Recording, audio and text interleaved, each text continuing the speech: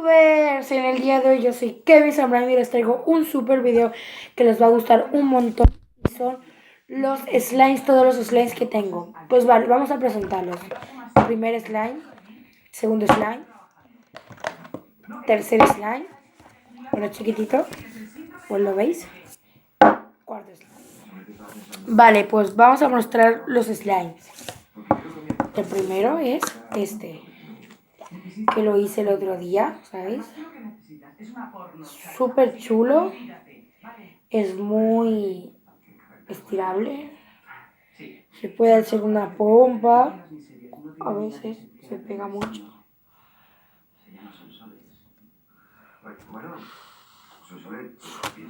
Chicos, se ha explotado y suena. Vale, pues este slime es este. Espero que os haya gustado. No estira tanto, es normal. Es para amasar, pero sí hace esto, chicos, escuchan.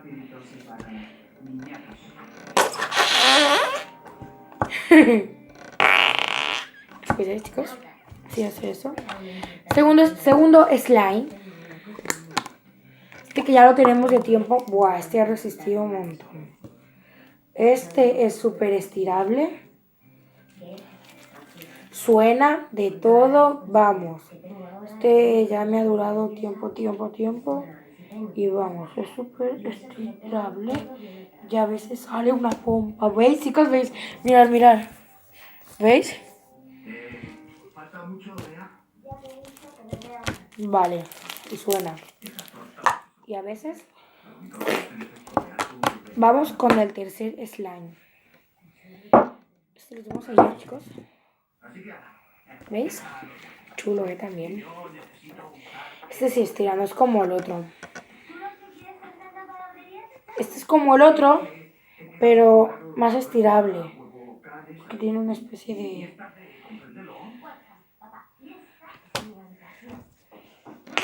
Y suena. Y último slime. Este es con olor. Este huele a sandía.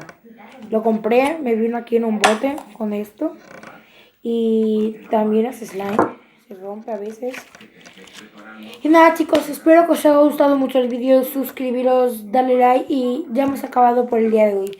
Chao, chicos, espero que os haya gustado mucho mi vídeo. Chao.